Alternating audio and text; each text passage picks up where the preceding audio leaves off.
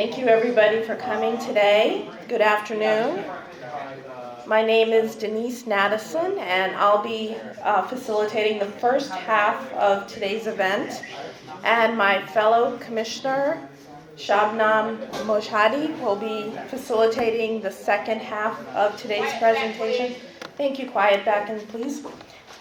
Now, there's a lot of commissioners here, and so you'll see we have name tags with little green dots. So if you have any questions, you can write them on a card and give them to one of the commissioners. But if you just have general questions like where's the bathroom, then you can also ask them that. They know where that is. So we will be having the first half with presentations. And the second half is going to be discussion groups, which will happen in the other room, and we'll give you instructions on how to do that. I want to say Dr. Lois Rosado intended to be here, but she sends her apologies for her absence. She had a pressing family matter, and she hopes that this town hall produces a lot of community fellowship, and we end up with some really good recommendations at the end of the day. So I'd like to take a moment to share a few notable November dates in our history. So Maryland's Emancipation Day was on November 1st, 1864. Russell Means, the leader of the American Indian movement, was born on November 10th, 1939. On November 11th, 1834, Nat Turner was executed, and he led the anti-slavery revolt in Virginia, which subsequently led to regional retaliation against African Americans. Sojourner Truth was born November 18th, 1787. Wilma Pearl Mankiller, Cherokee Principal Chief, was born on November 18th, 1845. And the Honorable Shirley Chisholm was born on November 30th, 1924. So lots to celebrate in November. So I'd like to welcome and thank you all for coming. We're joined here by community residents, scholars, researchers, city council members. Are there any county council members? I don't think so. But would the city council members please stand up and be recognized?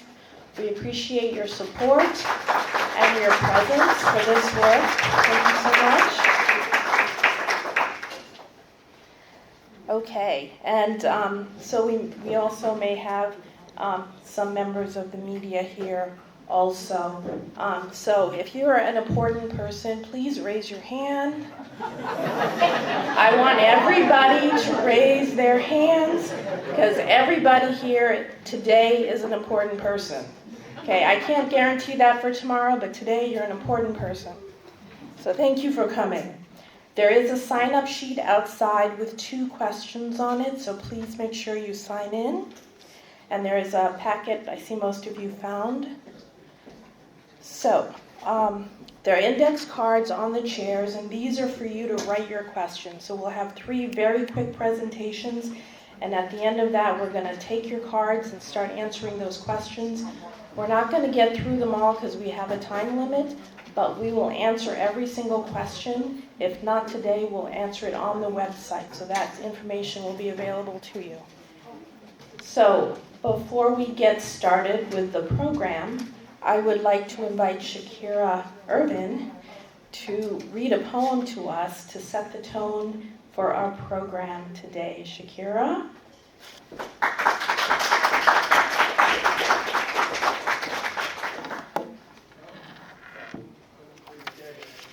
This is a poem by Joy Harrell. Remember the sky that you were born under. Know each of the stars' stories. Remember the moon. Know who she is. Remember the sun's birth at dawn. That is the strongest point of time. Remember sundown and the giving away tonight. Remember your birth, how your mother struggled to give you form and breath. You are evidence of her life, and her mother's, and hers. Remember your father. He is your life also. Remember the earth whose skin you are. red earth, black earth, yellow earth, white earth, brown earth. We are earth. Remember the plants, trees, animal life, who all have their tribes, their families, their histories too. Talk to them. Listen to them. They are alive poems. Remember the wind. Remember her voice. She knows the origin of this universe. Remember, you are all people, and all people are you. Remember, you are this universe, and this universe is you. Remember, all is in motion, is growing, is you. Remember, the language comes from this. Remember, the dance language is that life is. Remember.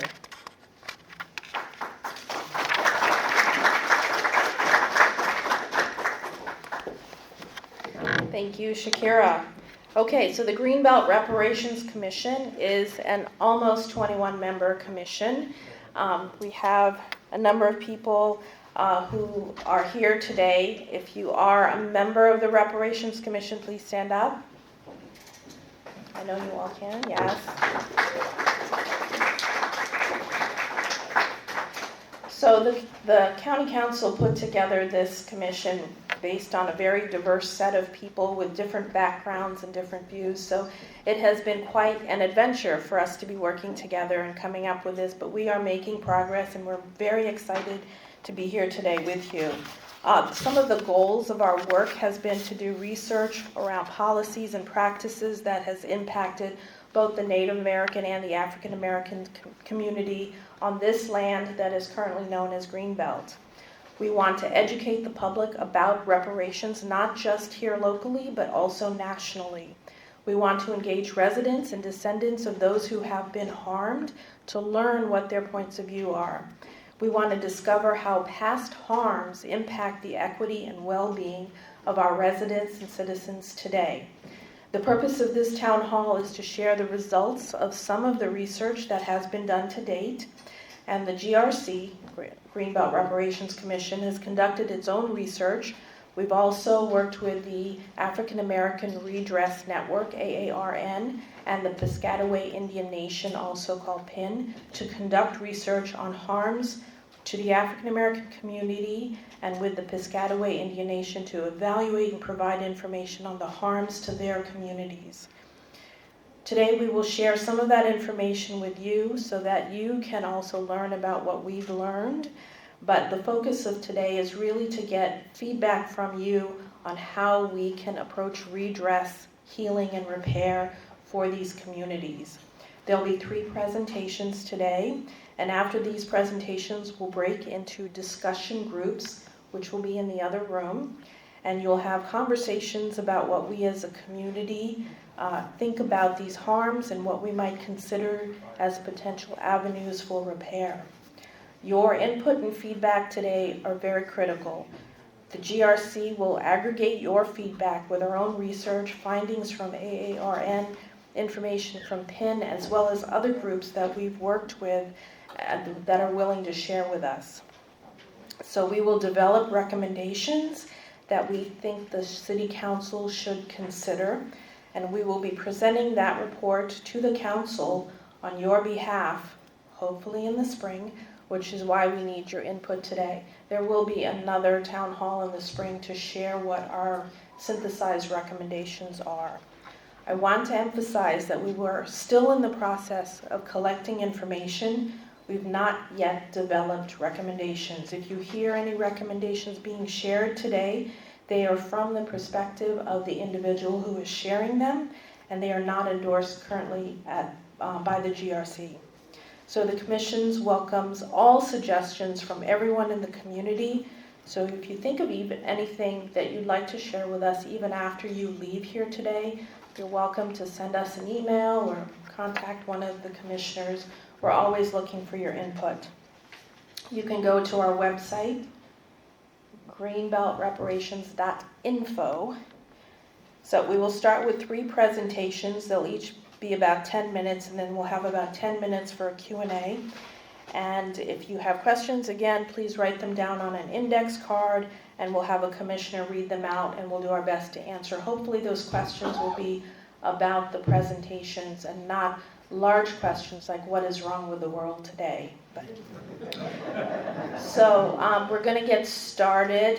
Commissioner Sarah Wampler is going to lead us off with the Greenbelt Reparations research, and she's also going to present some information from the Piscataway Indian Nation. Sarah.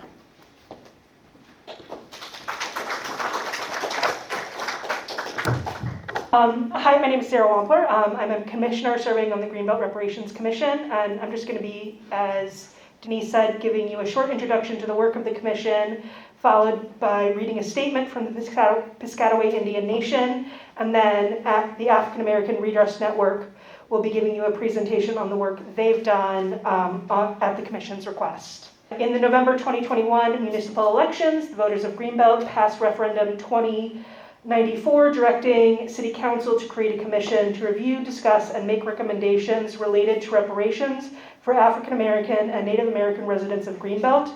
The question passed, and in December of 2022, the council selected commissioners. The commissioners met for the first time in February 2023 and have spent the ensuing time gathering historical information and meeting with the community.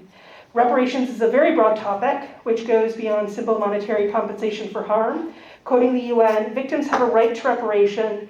This refers to measures to redress violations of human rights by providing a range of material and symbolic benefits to victims or their families, as well as affected communities. Reparations must be adequate, effective, prompt, and should be proportional to the gravity of the violations and the harm suffered. For ourselves, in relation to the work of the Commission, we have chosen to define reparations thusly. Reparations is a process of repairing and healing from the harms that have been inflicted on African American and Native Americans by government laws, policies, and practices of sectors that benefited from the injustices such as banks, corporations, insurers, educational institutions, health systems, and religious groups. Our tribal partners at the Piscataway Indian Nation have also provided what they view as appropriate reparations. Due to the genocide enacted upon them, the Native tribes here in the United States faced immense damage to their communities, and many lost their ability to engage in cultural and religious practices in the places that have significant meaning to them. Because of this, there is an emphasis on restoring the community as a whole. To quote Emissary Adam Green, the intention of reparations for the Piscataway Indian Nation is to reestablish the Indigenous community as a distinct community that was erased through various nefarious means from the historical land now called Greenbelt, Maryland, and to restore that distinct Indigenous community's access to the waterways, sacred sites, medicines, lands, and all good things Mother Earth provides in the place of one's origin. So Greenbelt has grown exponentially since its inception, and the demographics have likewise radically shifted. However, exclusionary dynamics have persisted over the last 88 years, sustaining a mostly white center section, while Greenbelt West and Greenbelt East have become mostly Black, African American, and Hispanic Latino. Due to the displacement and historical practice of not allowing Native and mixed-race Native peoples to record themselves as such in the historical record, the American Indian Alaskan Native line is barely visible on the graph, indicating the degree to which the community that previously was the entirety of the population has been displaced. The rate of housing integration has varied significantly by neighborhood. GHI has remained mostly white, being 98% white, 1% Black American in 1980, and 75% white, 9% Black American in 2020. Contrast GHI's demographics to those of Franklin Park in Greenbelt West, which was 77% white, 17% Black American in 1980, and now is only 3% white, 55% Black American in 2020. Educational harms can be understood as coming in two distinct flavors. One which dictates a curriculum that only discusses Black Americans in February and stops mentioning Native Americans altogether after colonial American history is covered. Children who do not see themselves reflected in educational materials can suffer from negative psychological outcomes, including lower self-esteem and a diminished sense of belonging. These children internalize a narrative that their experiences, histories, and identities are less important or even invisible. Such feelings of invisibility can have far-reaching consequences affecting their academic engagement, social interactions, and overall psychosocial development. You can see these negative impacts in the other flavor of educational harm, where different racial groups have wildly disparate outcomes in the education system. The alienation Black and Native children can feel in the classroom that they do not see themselves reflected in is joined by over-disciplining and under-resourcing, producing poor academic performances. Greenbelt is only one of a multitude of New Deal government support projects that explicitly excluded Black Americans, an inequity that built upon the existing gap that was the result of over 100 years of forced unpaid labor. The situation is similar in Native communities, although in time with the demographic numbers and demographic erasure, we do not have Greenbelt numbers for that. In the case, that fundamental inequity is based upon the massive theft of land and resources and forced relocation to less valuable and productive lands. While the problems we have inherited from centuries of racial abuse and aggression can seem insurmountable, it is important to remember that these structures do not arise fully formed overnight. They were built over time, laying a foundation built of choices made by the individual humans who preceded us.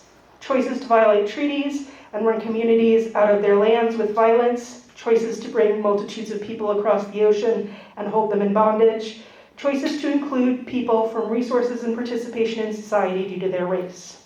These structures of harm are also maintained by the choices we continue to make today.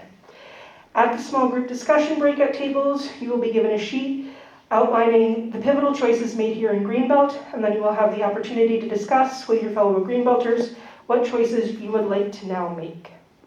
I'm now going to read a series of statements on behalf of the Piscataway Indian Nation. These statements are their own and do not necessarily reflect the positions of the Commission as a whole. The Piscataway Nation is a confederacy of tribes loyal to the Tayak or Emperor. Its territory has been occupied by Indigenous people for at least 15,000 years and encompasses the entire state of Maryland, all of Washington, D.C., and parts of Pennsylvania and Virginia. The Nacotchtank are the band of the Piscataway Confederacy, on whose lands the city of Greenbelt now stands. The Piscataway and their confederated tribes were decimated by disease, assimilation, coerced conversion, and the colonist regional wars. The Piscataway and their confederated tribes were also displaced from their lands by colonists, settlers, and the African ancestors who were subjugated to chattel enslavement by the European governments and brought to Piscataway land as forced labor. For these reasons, the Indigenous people of Maryland have been disenfranchised, preventing them from full participation in the local, social, economic, and political spheres of what is now Maryland. This disenfranchisement continues to this day. Reparations to the Piscataway Indian Nation are reparations for the benefit of all Indigenous people. In the words of Araf Apache, principal emissary of the Piscataway Indian Nation, we are all Indigenous to some area of Mother Earth.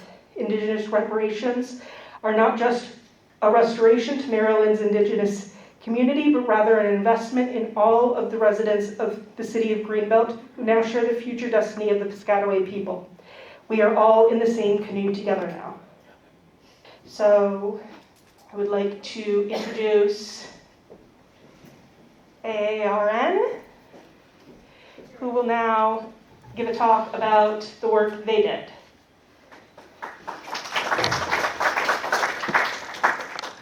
Hi, my name is Shakira Irvin. I am the Legal and Policy Director for the African American Redress Network, or AARN. We had the distinct pleasure of being able to research and document some of the harms and impacts in Greenbelt. And before I get started, I just want to point out my colleague, Jessia Alvia, in the back. She is our historiographer, and she is really instrumental to a lot of the research that we did. I just want to point out before we get started that what I'm going to present to you is just a small snippet, because we have 10 minutes, but our larger report is much more extensive, much more researched, and there is even more additional research, such as the trim analysis that was completed recently by Howard University School of Law clinic students. So the background of housing in Greenbelt follows the pattern that in 1935, the Resettlement Division was taking steps to address some employment inequalities, and including a quota for African American workers. It's also important to remember that in this context, even though there was an employment quota, that Greenbelt was established as a town that was whites only, as according to the federal policy that was used to fund the development. So to put that into context, there in 1936 was plans to construct 250 homes specifically for African American tenants near Greenbelt. That plan was later discarded. A lot of the people who ended up working in Greenbelt lived in other close by communities such as Bladensburg or in College Park in the Lakeland community. The town charter is issued in 1937. People begin to move in. And in the first census taken of Greenbelt, it did recognize 14 African Americans as living on farms in Greenbelt, but they wouldn't have been part of the community that we know that has been established as Greenbelt. They were in sort of the outskirts. So with integration, we did note that there were no express statements with an intent to prevent African Americans from moving in, other than the federal policy preventing the housing from being given to African Americans. However, at this point in time, African Americans were very familiar with the concept of whites-only towns or sundown towns. The issue of race was added to the City Council's agenda 9 times and had a Human Relations Advisory Board created in 1963-65. There was a meeting in 63 in which a lot of residents expressed some of their apprehensions of integration and having African Americans move in, mostly sort of on the premise that there would be a devaluation of their property and a devaluation of their community. However, there were some people who expressed that they were okay with African Americans moving in. And Black homeowners remained mostly absent from GHI through the 1960s. And so this chart shows how some of the demographic changes happened after integration in 2 very notable communities, Franklin Park and GHI, starting out with the percentage of white citizens being predominant in the 1980s in both communities, to where you can see recently in 2020 there still being substantial, overwhelming majority of GHI being white and Franklin Park being majority Black, also with very high Hispanic community being established in Franklin Park. So some of the background of school integration. In 1866, the Freedmen's Bureau built one of the first schools for African Americans, not here, but 6 miles south in Bladensburg. There was an African American community in Lakeland, a community within College Park, established a little earlier than that. White students began attending after the community was established, a central school within the town limits in 1935 1937, and of course in 1954 with Brown, the board ruling. Freedom of choice transfers begin, but that puts the onus on the parents of mostly African American students to go and register their kids in another school of choice. So in the 60s, you continue to see more integration and fair housing. And you see that Greenbelt had enrolled about 863 students, of whom 36 were African Americans. In this chart, we can see how, as Greenbelt became more integrated, the impact that it had between integration and busing on the different makeup of the student body. We also want to point out that the overall impact that some of this ended up having is that instead of achieving racial integration over time, what has happened is that our schools are even more segregated, with 91.4% of the population being Black and Hispanic. And by the way, a little bit more detailed about different particular areas will be shared with us when you're broken out into individual groups about education, housing, transportation, public safety, and recreation. Any questions? One question is, who will decide whether these recommendations will be implemented? Well, we can make the recommendations and send them to the city council, but ultimately the decision, I think, is for the council and then the community as a whole to come together and say what we want to do. And yeah, the commission can't make that decision. One more question. What is your timeline for making these recommendations?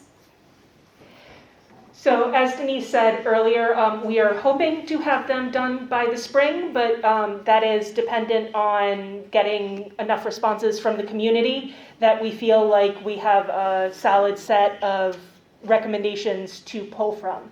So the more participation we can get from our fellow Greenbelt citizens, the better this will go. So please pass on the word that we are looking for feedback and reach out to us.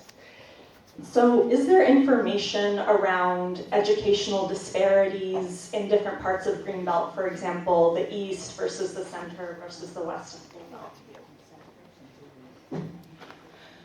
Yes, I do believe that in our report that we had information, some of which may get shared with you when we're in the education group, about the disparities as far as education based on the particular schools within Greenbelt.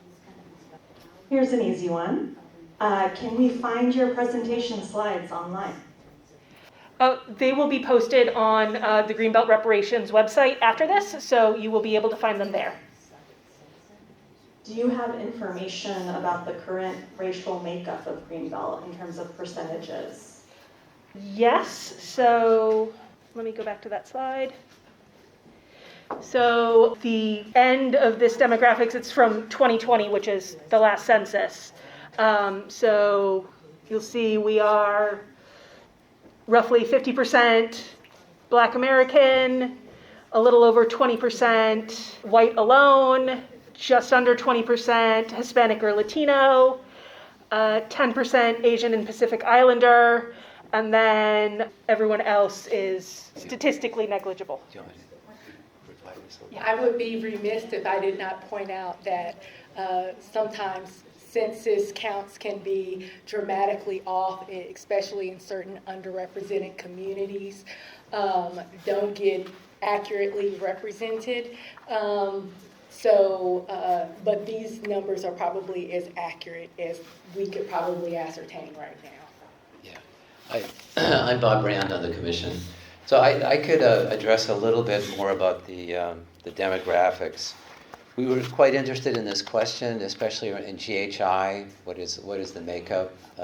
We discovered that GHI didn't have good records nor does the city have great records in terms of the demographics of various sections of town.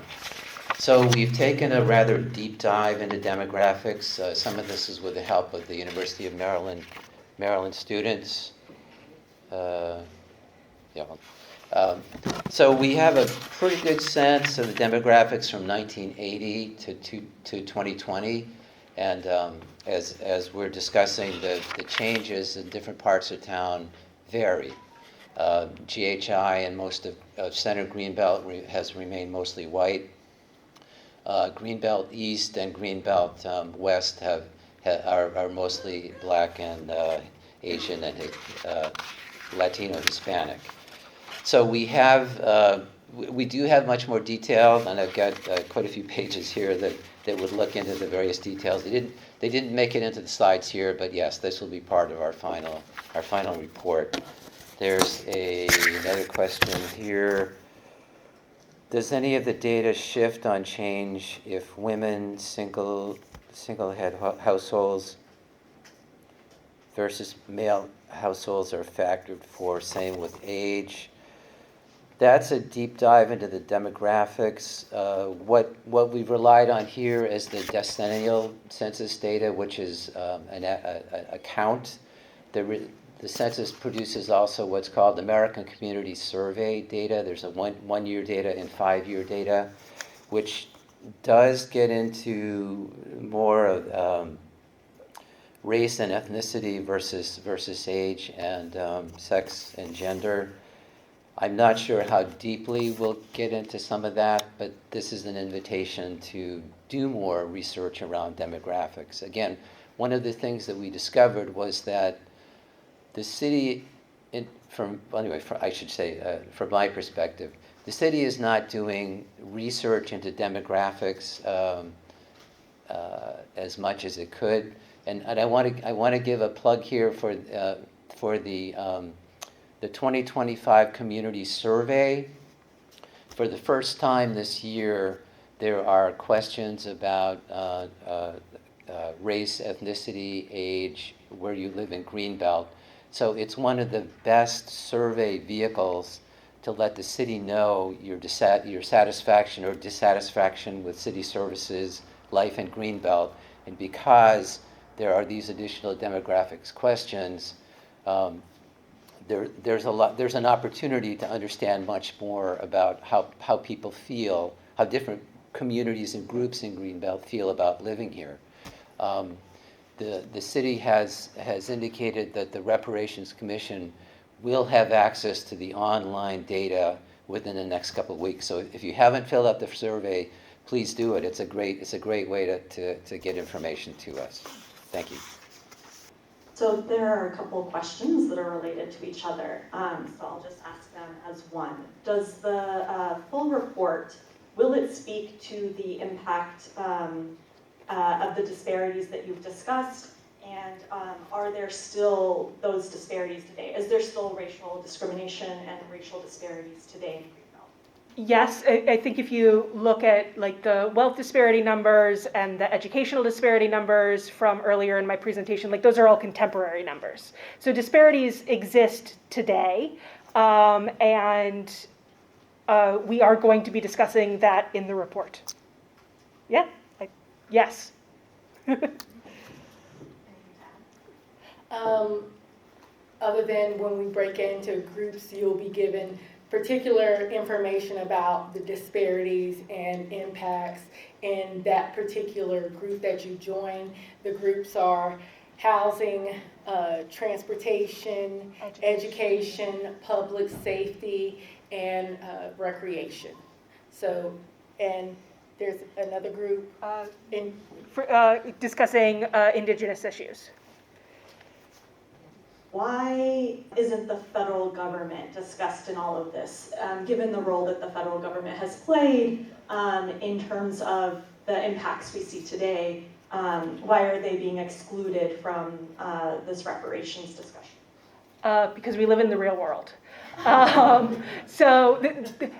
In a perfect world, the federal government would be addressing all of these issues. However, especially with the current administration, the chance of that happening is snowball in hell, I think. Doing what, at least in my opinion, doing what we can locally it's what you can do locally. It is what is accomplishable within the current structure that we are living in. So does that absolve the federal government of any responsibility? I do not believe so. But until there are some very different people running the federal government, that is not going to happen. You had mentioned the Bladensburg Freedom Bureau School. Where was that located? I cannot recall particularly right at this moment, but We can find out. we can find out, thank you. Hello, my name is Justin Hansford. I am a law professor at Howard University, and I work with these wonderful students here in the second row, and also Shakira Irvin is a former student of mine as well. I just had a question about the federal government versus local government reparations responsibility. And I believe that even if the federal government did give reparations, Greenbelt as a government, as a city government, would still be responsible for providing repair. Is that your opinion too, or do you think that, say, if the federal government gave reparations, then everything would be fine? That's not a conversation we've had as a full commission, so I can only speak on my own behalf. I think that we would likely be talking about different types of reparations because this is the only option we have right now. I think we'd be able to have a more targeted, focused conversation on just the local community instead of having to address kind of wider issues. I wanted to address some of that also. Part of our work is to look at what other reparations commissions are doing across the country, and some of it is relevant to local communities, and so Sarah actually led a group looking at some of the reparations across the country, so that is part of the work that we're doing to integrate into our work. And as I recall, we found about 78 initiatives across the country. We're learning from that. Denise was trying to read my handwriting, and that was about, why was government excluded? So we need to figure out how to productively, the commission needs to figure out how to productively look at it from housing, education, etc. But, I grew up in Boston, what I had said, I grew up in Boston and lived there for 25 years. I grew up in a Jewish working class community. We left and it became a community of people of color for years. But they never received the resources that white people had received, whether it was education, housing, etc. And the fun example is school busing, because the school board for Boston was led by a horrible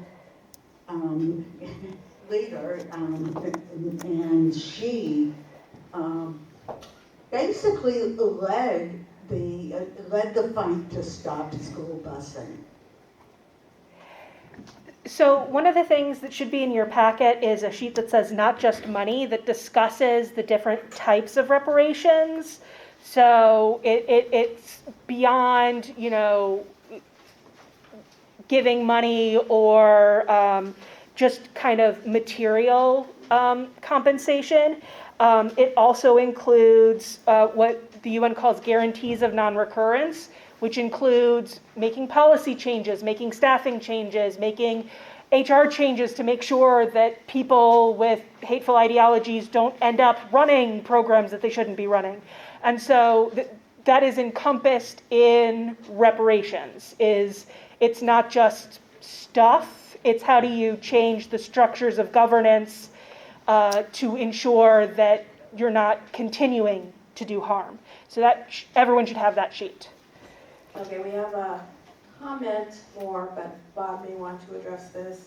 Most of your demographic charts do not include data for Native Americans. Even if the numbers are small, they should be given a line on the data named Native Americans, otherwise they continue to be invisible. Okay, yeah, I can address that one. On the chart that was shown, there is a line for American Indian or Alaska Native, not Hispanic or Latino. The number was, yeah. What it is it's this tiny sliver of green here. As of 2020, there were, I think, 47 residents who identified only as Native American. In the same census, there were over 400 who indicated that they identified in some part as Native American. So this particular chart uses Hispanic versus those who don't identify as Hispanic. So in this case, it is there, but you can barely see it for the reasons that Sarah had mentioned. And then the other data charts do not have lines. The education ones? All of the other ones don't have a line that says Native Americans. Well, the education data from the Maryland State Department of Education, if the population is under 5%, it's not included in the chart. The point is that they remain invisible. If you don't have the line that says Native Americans, they're not part of your data. And this is supposed to be addressing Native Americans and African Americans both. And if you don't have Native Americans on a data line, even if it says 0, it tells people that that data is there and is insufficient. So, except 0 doesn't say that the data is insufficient, it says that they are not there at all. Well, but people should know that. It should be on the chart. That's a fair point. I will add for the slides that came from the African American Redress Network, the scope of the research that we were charged with was just the research on the African American community. So that's why those particular slides only reflected the African American community or maybe the Hispanic community. But to your point, going forward, we will try to integrate numbers from everyone in solidarity with our Indigenous brothers and sisters. Thank you for that suggestion. I think we've got. So we've been meeting for close to 3 years now, and Bill Orleans has, I think, come to almost every single one of our meetings, and so he has a question. Some of your meetings are not open to the public, so I haven't been to those, certainly. This discussion I've been waiting for nearly 3 years with a larger part of the community present, although as packed as this room is, it's a smaller part of it.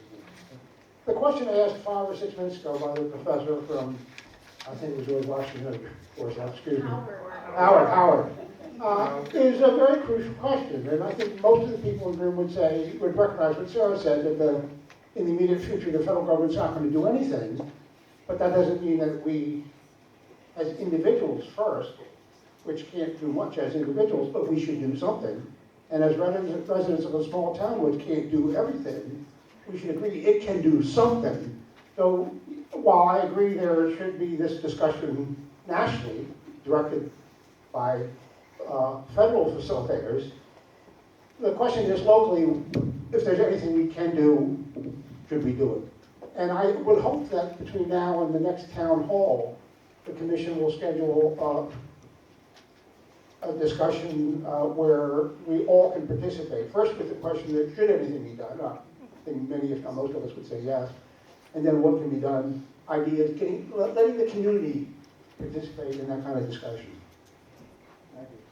Thank you, Bill. And less closed meetings, more open. So we will be having breakout groups soon, where some of that stuff, some of those recommendations and what's possible, what the community wants to hear will be surfaced, hopefully. But yes, this is just the start of many conversations like this. Okay, we have one more question by Conrad Hurley. Just want to make a brief. You gotta do it into a Yes, I know. microphone, sorry. It's better with the microphone. Thanks a lot. I want to respond to the heart of the question that you raised. What we're talking about, and the heart of what we're talking about, and yes, I'd like to be an optimist, but what we're talking about could change dramatically a year from now.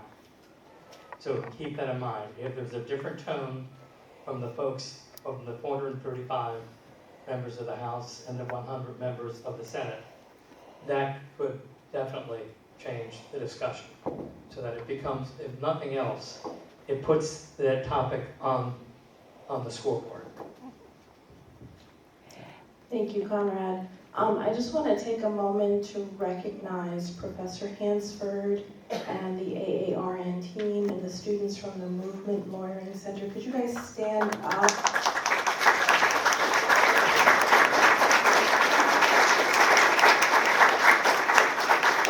They have done a phenomenal job doing research, and they actually carried out a town hall at the Spring Hill Lake Community Center, so thank you for your work. And just before we move on, one thing I want to make clear is in the discussion about demographics and the Native community, I mentioned it in my talk, but there is a much greater emphasis on communal reparations in talking to our partners at the Piscataway Indian Nation. I think a lot of times in reparations conversations, we're used to individual reparations. This individual or this family was harmed by this specific practice, and so we're giving this specific thing to them. Whereas the Piscataway Indian Nation and in general, a lot of the tribes tend to focus on rebuilding community centers and the community's ability to reconstitute itself. So it's less find these specific human beings who have been harmed and more rebuild community spaces so that the community can come back together in a place that they have been removed from. Does that make sense to everyone? Yes, thank you, Sarah. Yes, we're going to focus on healing as we talk about reparations. So we're going to go into our breakout groups, but before we do, I'm going to ask Shakira Urban to read one more poem.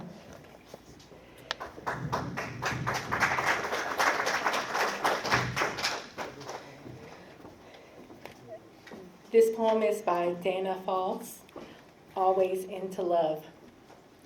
On this voyage of the soul, may we be bridge builders, our common ground visible beneath the surface differences. May we braid the threads of reconciliation into a chain of possibility that joins, heals, and includes what once seemed separate. May our shared prayer be answered, to grow so open that there is no them or us, only the one moving always into love.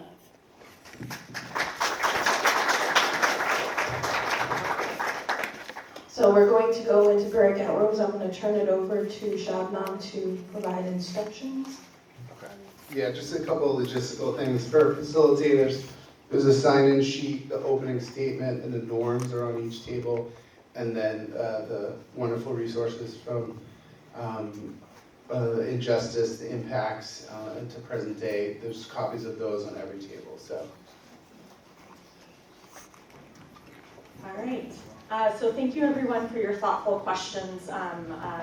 Started off a really great discussion, and we hope to get more in depth into specific topics through the breakout discussions. Your active participation is key. So we have 6 breakout groups: education, housing, public safety, transportation, recreation, and Indigenous redress. Indigenous redress will be also discussed. It's not that we're siloing that issue into its own space, issues of Indigenous reparations and Indigenous harms will be covered in the other breakout groups as well, but there are specific issues that the Indigenous community faces that maybe are relevant to them. So we wanted to give that space its own dedicated opportunity to surface those issues.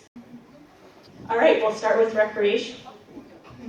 Hi, my name is Obi Yemi Filet. I am one of the Hustle students. I was also the note taker for the recreations group, recreation and youth development.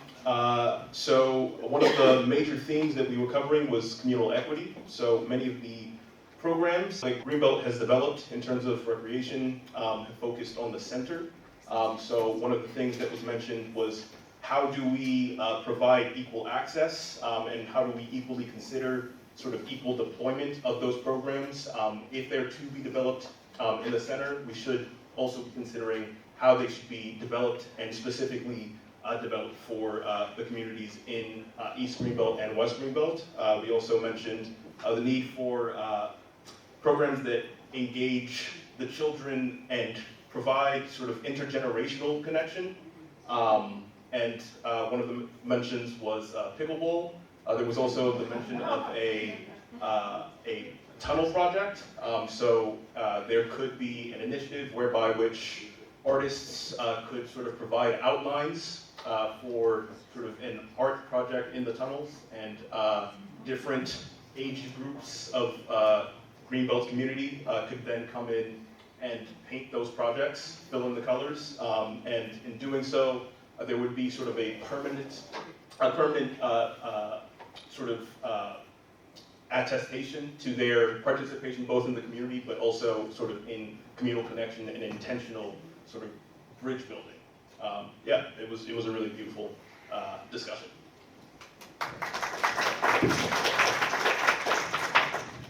Good evening, everybody. My name is Brianna Morrison. I'm also a Howard University School of Law student. My group was public safety.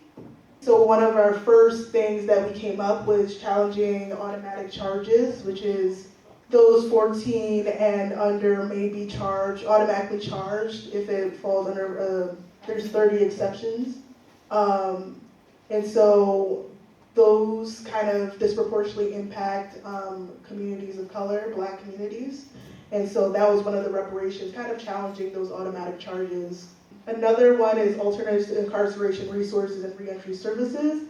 This is kind of my bread and butter of sorts. I do a lot of work in ATI. And so having the resources for when people come out of incarceration, that will kind of help Black communities and Hispanic communities. And he also identified prevention and intervention strategies. And so there were certain youth leaders in the area. I think one of them was Shamar Higgs, just working with Greenbelt teens. That could be a way to address public safety. As well as increasing investments to benefit harmed communities, such as lighting in neighborhoods. Lighting addresses a lot of public safety issues, whether it's pedestrian collisions or just safety in general. When areas are lighted, they have found that crime does go down. So that's another thing that we have identified. Another thing was an ICE response team as far as helping immigrants. That's something that we identified, and it's also plaques and memorials of trying to get this history straight. I know that's not specifically public safety, but I think history is very important, and so that's something that we have identified. So thank you, everybody.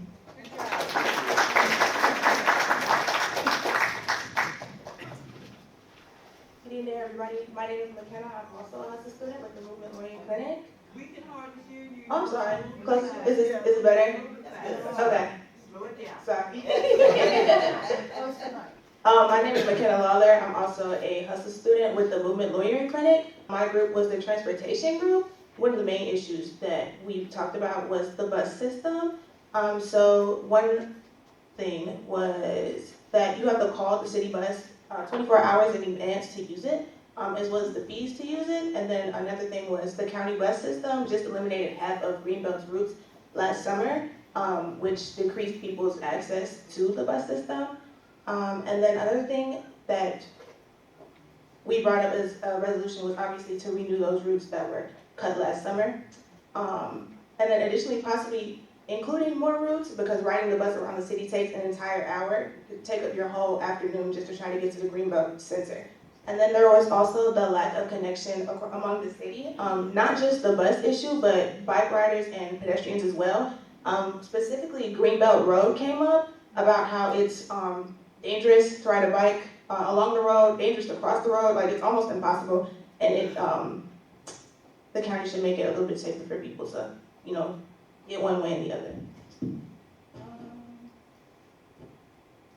And then a suggestion that came up regarding that was to maybe extend the sidewalk a couple yards for bicycles. I thought that was an interesting. McKenna? Yes? Can I just add one thing? Mm-hmm. Thanks, and thank you so much for taking notes and being able to articulate what it is that we just went through.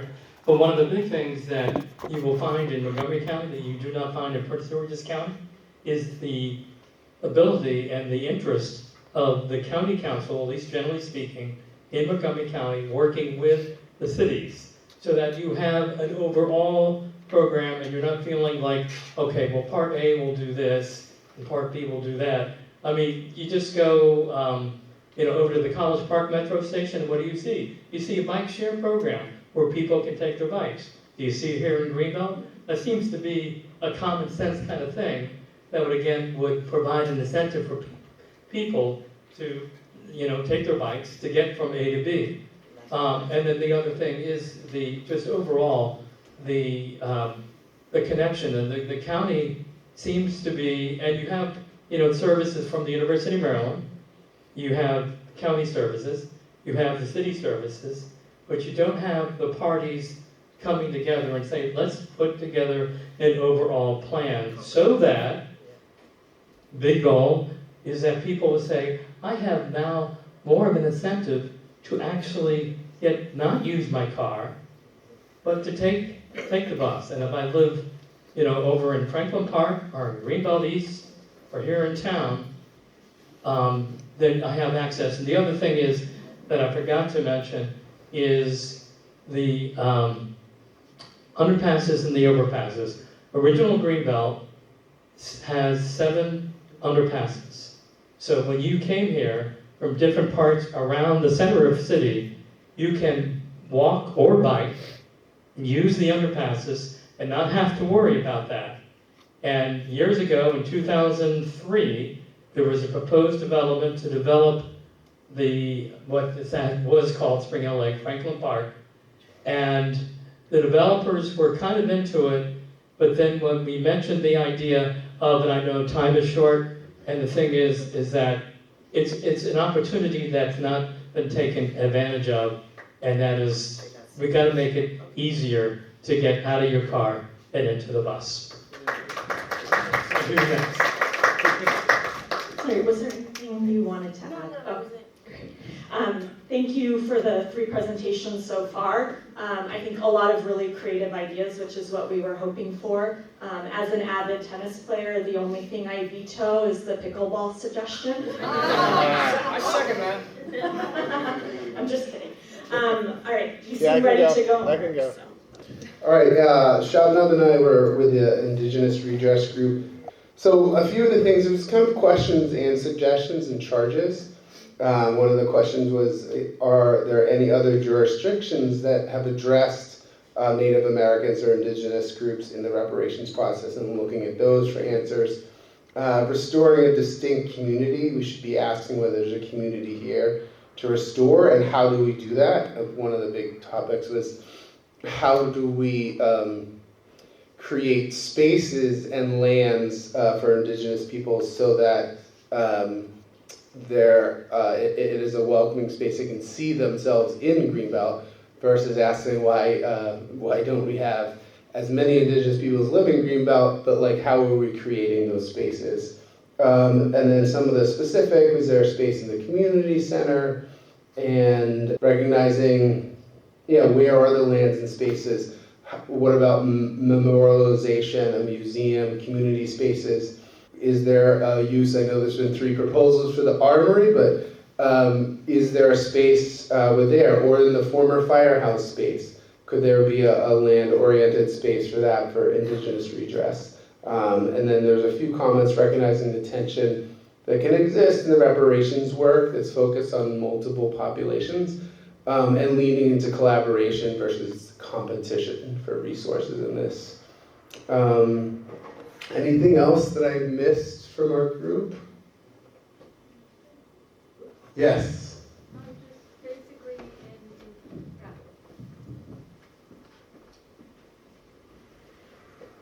With Indigenous reparation, it's very important to communicate with the Indigenous people and let them have a controlling voice in what decisions are made. Yeah. Thank you. Education. Thank you, Rima. Thanks, Shannon, and thanks everyone who joined the group. Yeah. Take the stage.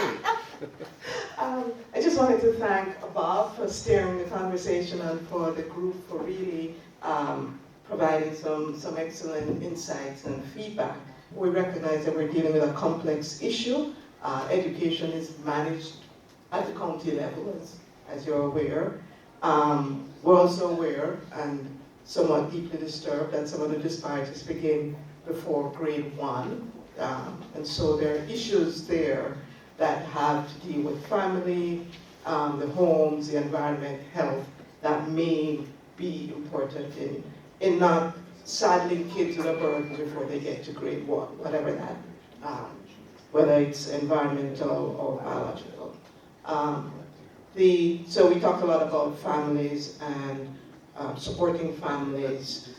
We talked about what can we do, or what is needed to support family engagements.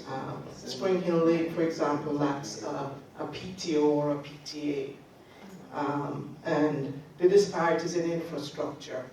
The group felt multiplicity of responses were needed, including financial, hard stuff.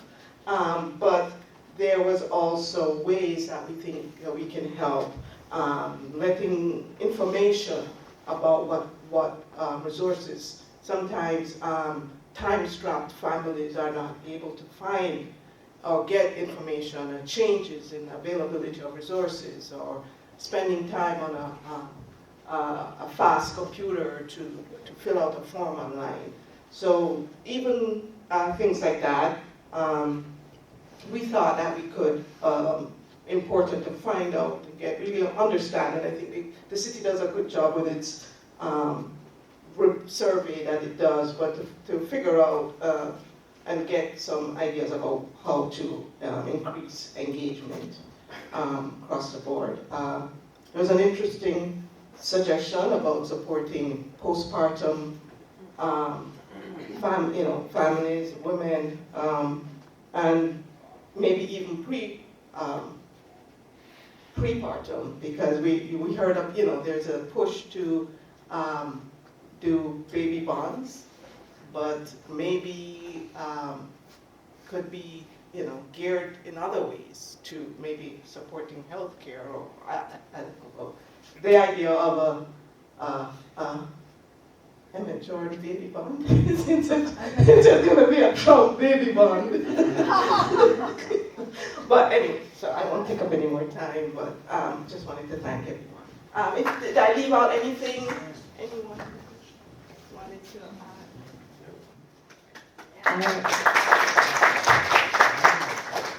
And last but not least, given the history of Greenbelt and the way that it was founded, as we learned earlier today, housing, which is a critical issue.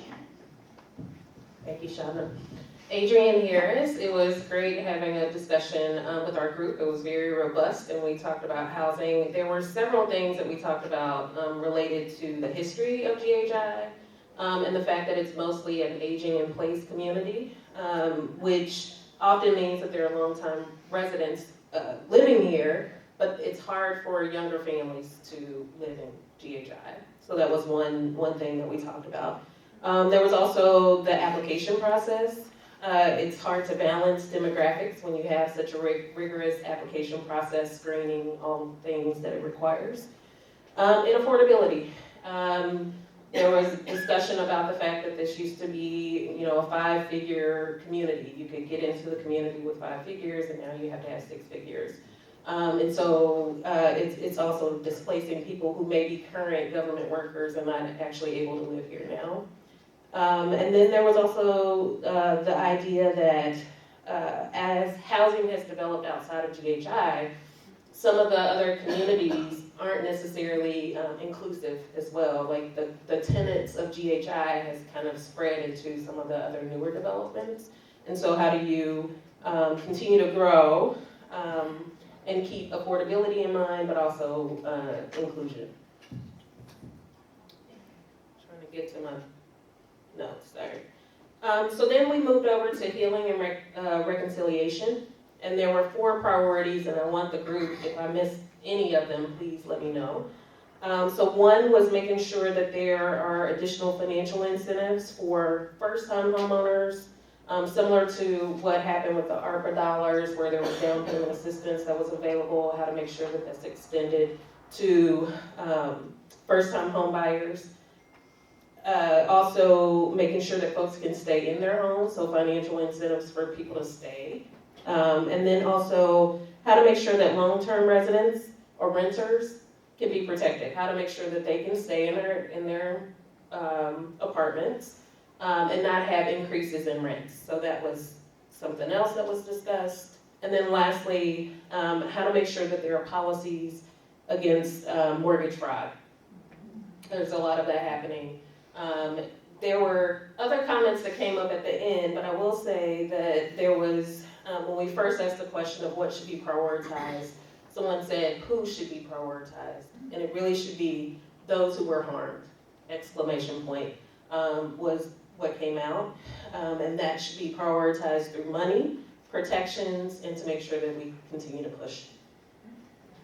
Did I miss anything from the group? Good, okay, thank you. Thank you, Adrian. All right, so that's the end of our breakout. I'll turn it over to Denise now. I just wanted to thank you all again for your thoughtful, active participation. I also wanted to give another shout out to Dr. Lois Rosado, who couldn't be here today.